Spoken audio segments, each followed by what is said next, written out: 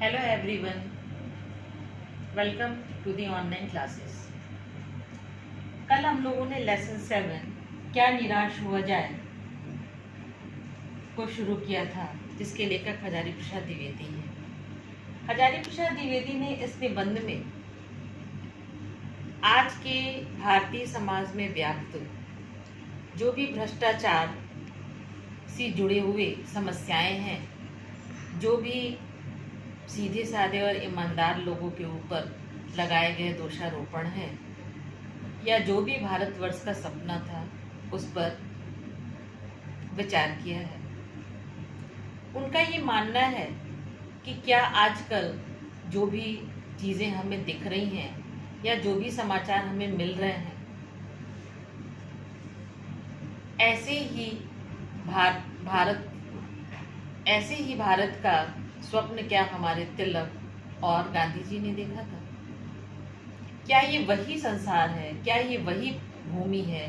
क्या वही भारत भूमि है जिसको बनाने के लिए विवेकानंद और रामानंद जैसे लोगों ने अपना समय व्यतीत किया था? उन्होंने भारतीय संस्कृति को बनाने का, भारतीय संस्कृति को स्थापित करने का जो अथक प्रयास किया, आज वो सारा बेमानी होने लगा है। लोग एक दूसरे को शंका की दृष्टि से देखते हैं, और इस शंका की दृष्टि से देखने के क्रम में अगर कोई व्यक्ति ईमानदार है और ईमानदारी के साथ कार्य करता है, तो उसे मूर्खता का पर्याय समझा जाता है।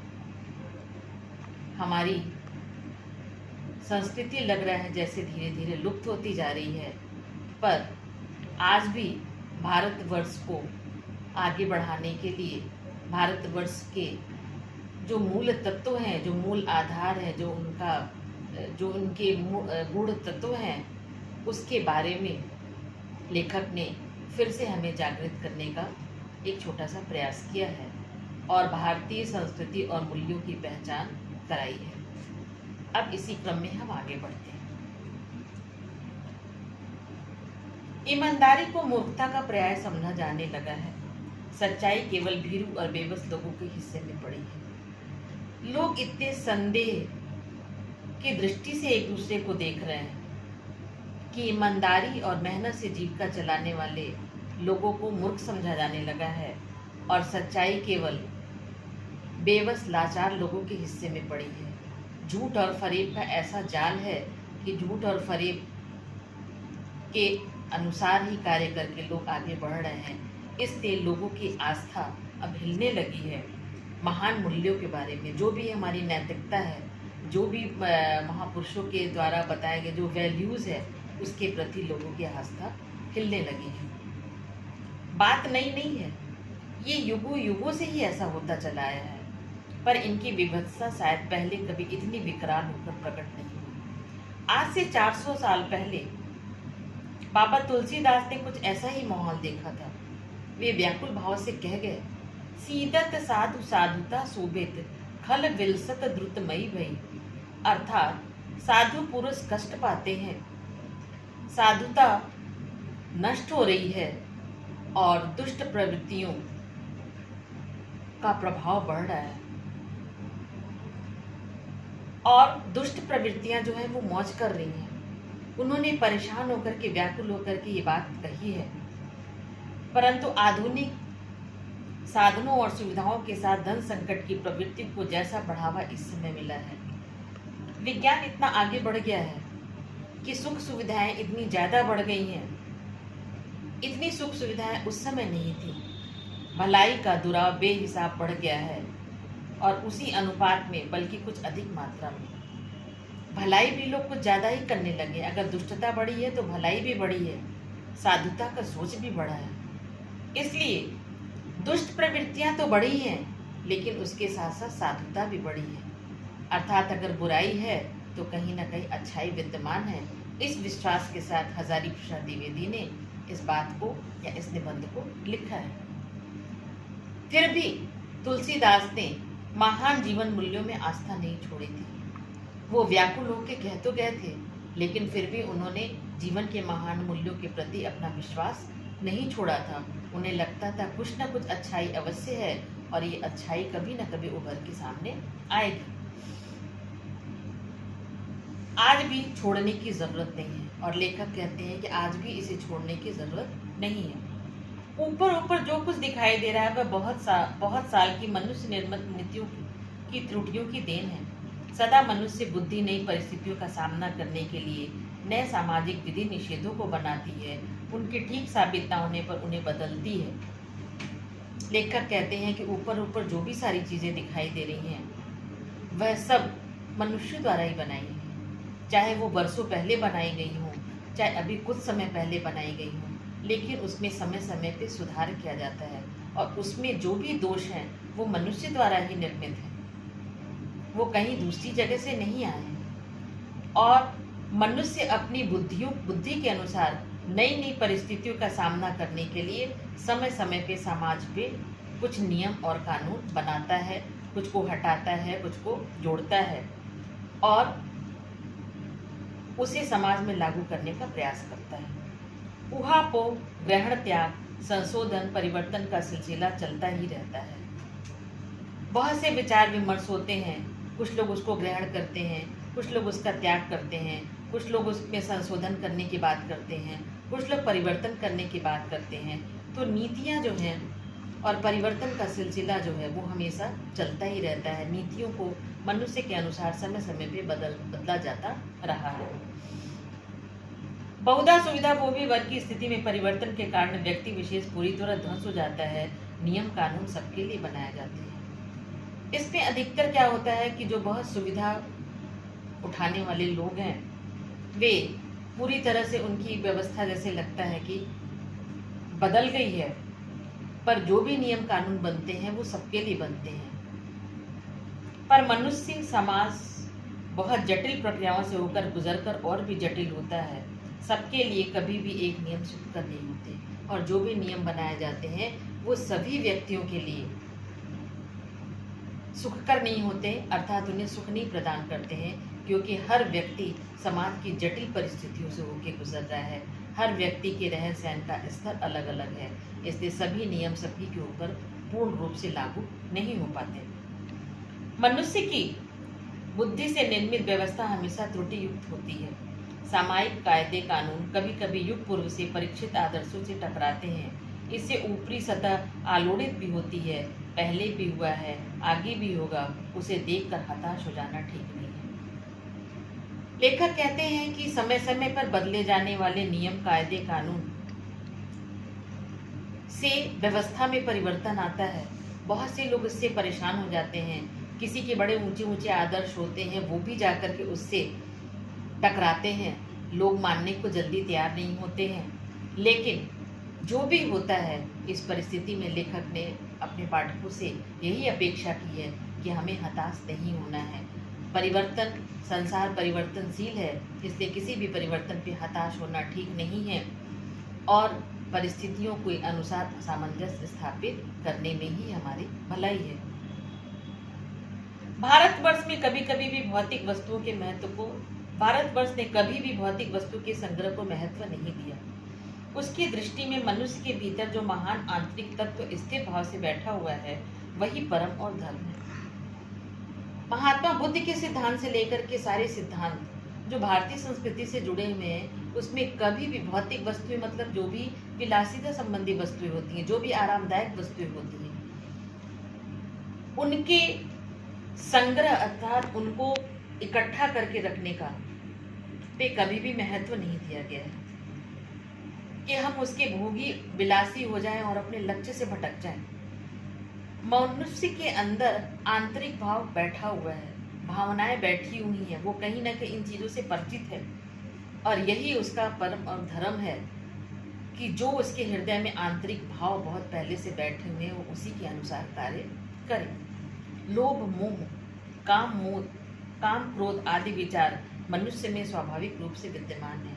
ये तो प्रकृति का नियम है कि प्रत्येक व्यक्ति के अंदर काम, क्रोध, लोभ, मोह ये सारे विद्यमान हैं, पर उनको अपनी प्रधान शक्ति नहीं मान लेना चाहिए। अपने मन पे जरूरी नहीं है कि हमारा मन जो कहे हम उन्हीं चीज़ों को मान लें। उसके लिए उन्हीं के इशारों पर अगर हम छोड़ देंगे तो ये निकृष्ट आचरण होगा। अगर हम सब कुछ अपने मन के अनुसार करने लगेंगे, मन बहुत चंचल है, मन हमेशा भागता है, लेकिन हम उसके अनुसार सारे कार्य करने लगेंगे तो हमारे आचरण में निकृष्टता आ जाएगी, दोष आ जाएगा। भारतवर्ष ने कभी भी इनको महत्व नहीं दिया, अर्थात अपने पे संयम रखने की बात कही है।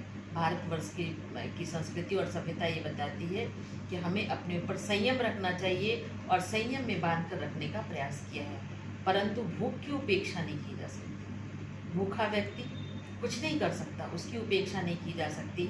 बीमार के लिए दवाई की उपेक्षा नहीं की जा सकती और गुमराह को ठीक रास्ते पर आने के उपायों की उपेक्षा नहीं की जा सकती। इसके लिए तो हमें हमेशा प्रयास करना है, या तो वो भूख हो, या तो बीमार की दवाई हो, या जो अपने रास्ते से भटक गए हैं उनको ठीक करने के लिए जो उपाय हैं, उन उपायों की कभी भी उपेक्षा नहीं की जा सकती है। हुआ यह है कि इस देश के कोटि कोटि दरिद्र जनों की हीन अवस्था को दूर करने के लिए ऐसे अनेक कायदे और कानून बनाए गए हैं जो कृषि, उद्योग, वाणिज्य, शिक्षा और स्वास्थ्य की स्थिति को अधिक उन्नत और सुचारू बनाने के लक्ष्य से प्रेरित है।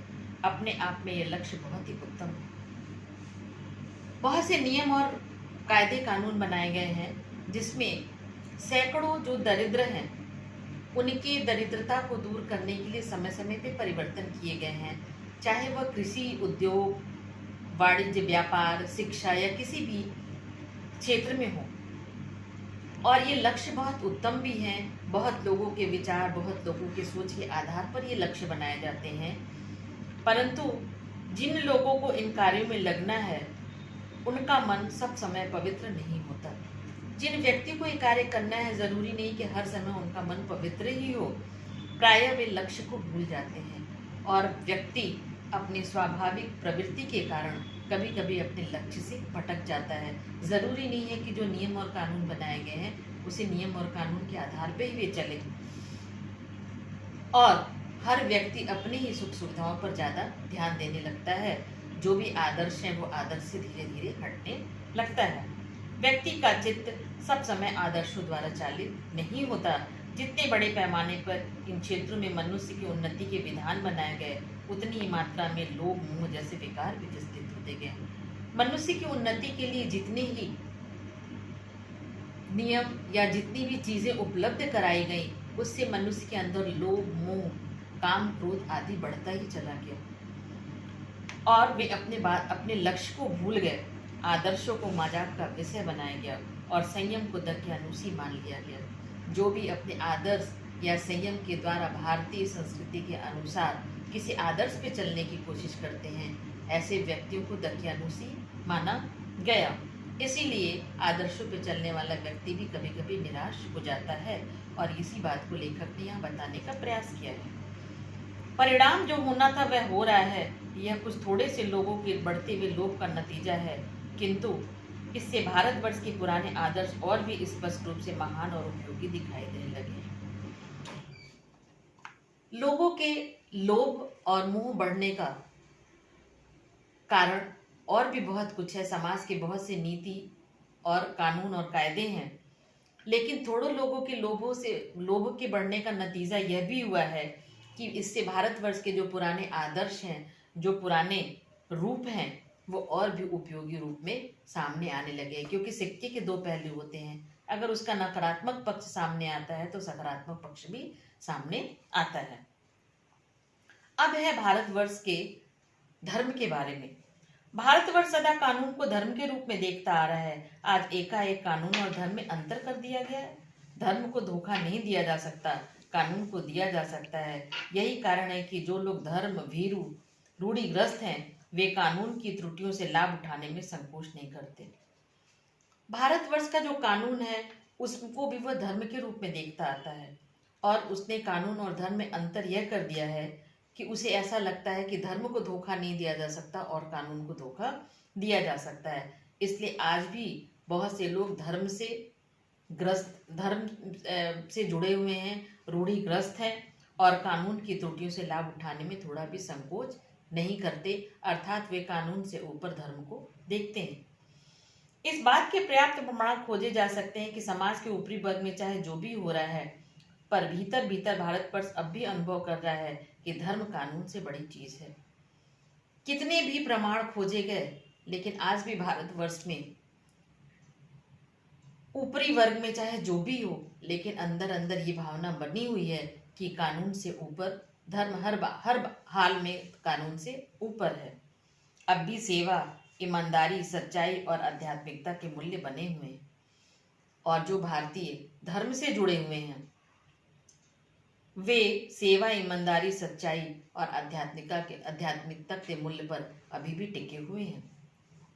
वे दब अवश्य गए हैं, लेकिन नष्ट नहीं हुए हैं। मनुष्य आज भी मनुष्य से प्रेम करता है, महिलाओं का सम्मान करता है, झूठ और चोरी को गलत समझता है, दूसरे को पीड़ा पहुंचाने को पाप समझता है और कठिनाइयों में पड़े बेबस लोगों की सहायता करने में अपने आप को कृतकृत्य अनुभव करता है।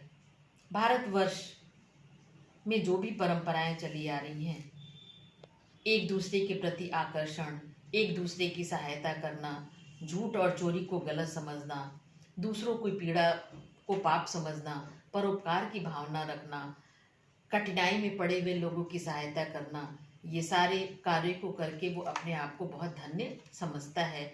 आज भी ये बात लोगों के अंदर कहीं ना कहीं छिपी है और लोग इस काम को करके अपने आप को धन्य समझते हैं। हर आदमी अपने व्यक्तिगत जीवन में इस बात का अनुभव करता है। समाचार पत्रों में जो भी भ्रष्टाचार के प्रति इतना आक्रोश है, वह यही साबित करता है कि हम ऐसे चीजों को गलत समझते हैं और समाज में उन तत्वों का प्रतिष्ठा कम करना चाहते हैं जो गलत तरीके से धन या मान संग्रह करते हैं।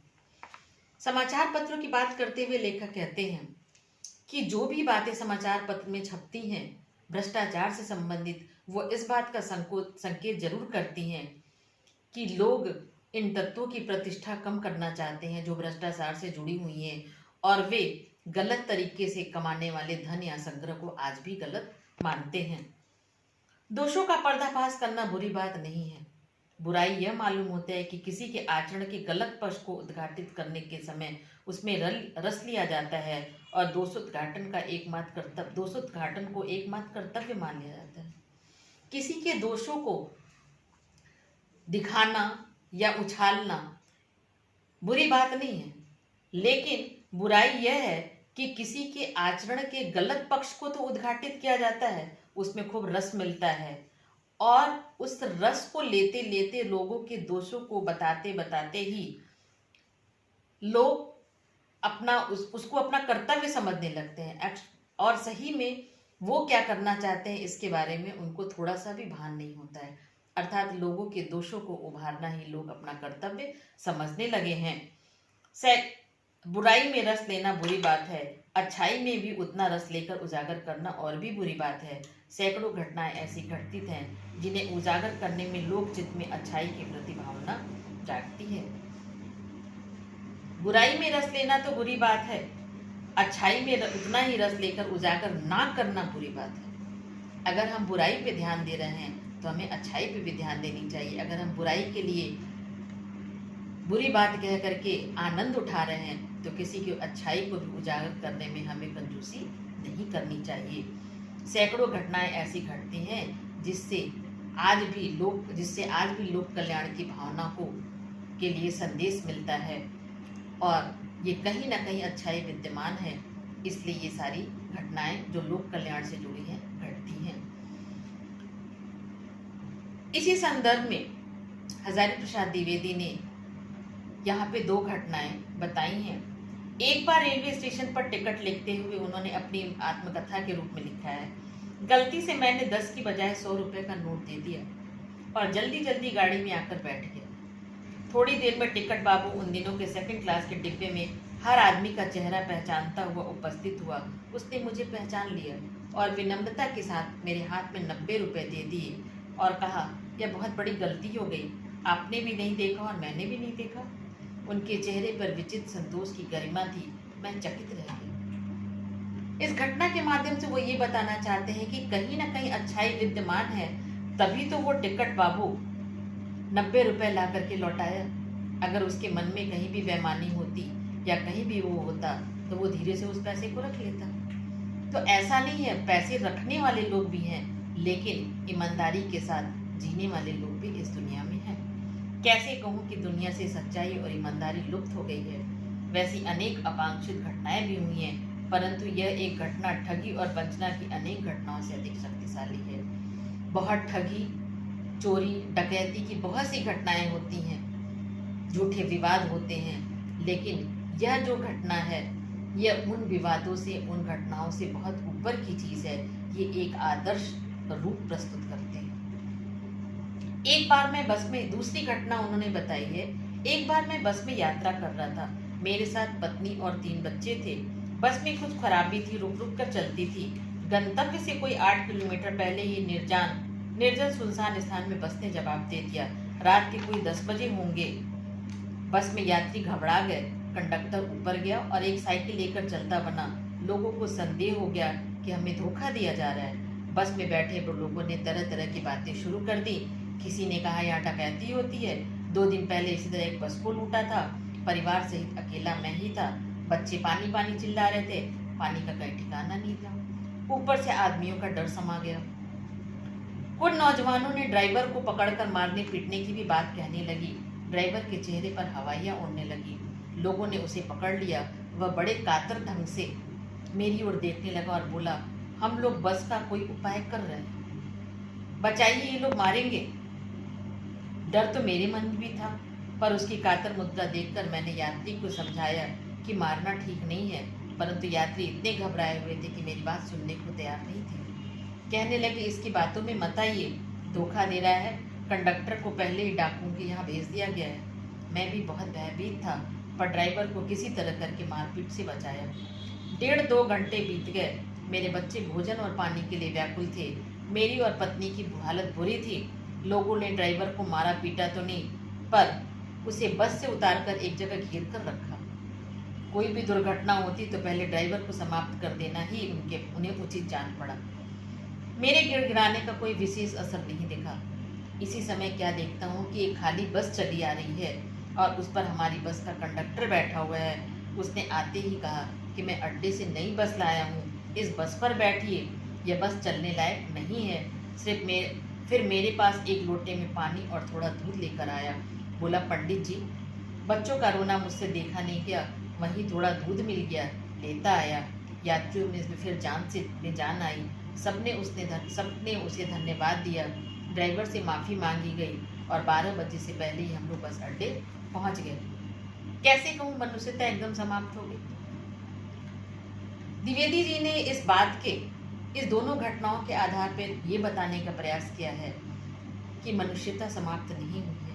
अभी भी इस संसार में, इस भारतवर्ष में हर स्थान पे कुछ ऐसे लोग मिल जाते हैं जिससे कि हमारा सिर नतमस्तक हो जाता है। और ये 2 घटनाओं ने उनके जीवन को झकझोर दिया। इसलिए उन्होंने इस निबंध के माध्यम से हमें यह संदेश दिया है कि क्या निराश हुआ जाए? नहीं, अभी भी कहीं ना कहीं मनुष्यता है। कैसे कहूँ कि लोगों में दया माया नहीं रह गई।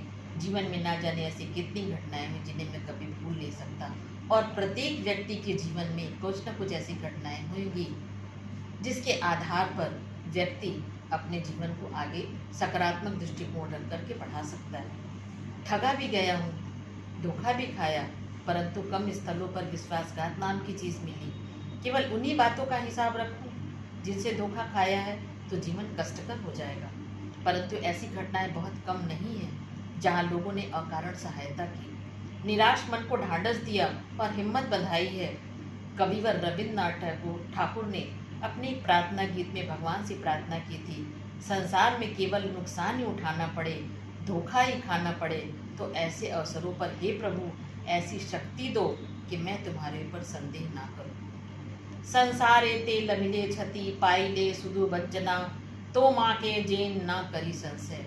अर्थात मैं तुम्हारे ऊपर संशय ना करूं अगर कहीं मुझे नुकसान और धोखा भी मिला हो। मनुष्य की बनाई विधियां गलत नतीजे पर पहुंच रही हैं। जो भी गलत हो रहा है हमारे समाज में वो मनुष्य की बनाई हुई विधियां हैं, तो उन्हें बदलना पड़ेगा। और अगर हम उनमें परिवर्तन करते हैं तो सकारात्मक दृष्टिकोण आएगा। वस्तुतः आए दिन इन्हें बदला ही जा रहा है, लेकिन अब भी आशा की ज्योति बुझी नहीं है। महान भारतवर्ष को पाने की संभावना बनी रहेगी। मेरे मन निराश होने की आवश्यकता नहीं है। और इस सकारात्मक दृष्टिकोण के साथ लेखक ने पाठकों को ये बताने की कोशिश की है कि हमेशा हमें अपने जीवन में कि अच्छी घटनाओं के प्रति सजग रहना है, अच्छी घटनाओं को याद करना है, जिससे हमें जीवन जीने की आशा मिलेगी।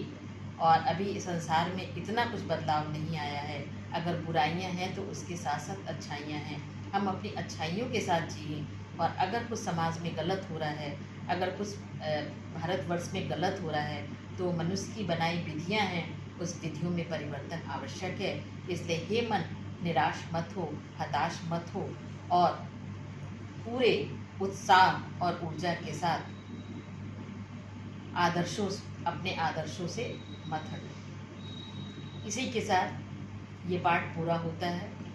इससे संबंधित प्रश्न उत्तर पे हमने अपने PDF के माध्यम से डिस्कशन किया है। आप एक बार फिर उसको देखेंगे, पढ़ेंगे, और जो भी आपकी जो परेशानियां होंगी, जो भी प्रॉब्लम्स होगी, उसको कमेंट बॉक्स में लिख के भेजेंगे और अभ्यास पुस्तिका के प्रश्नों को करेंगे। धन्यवाद।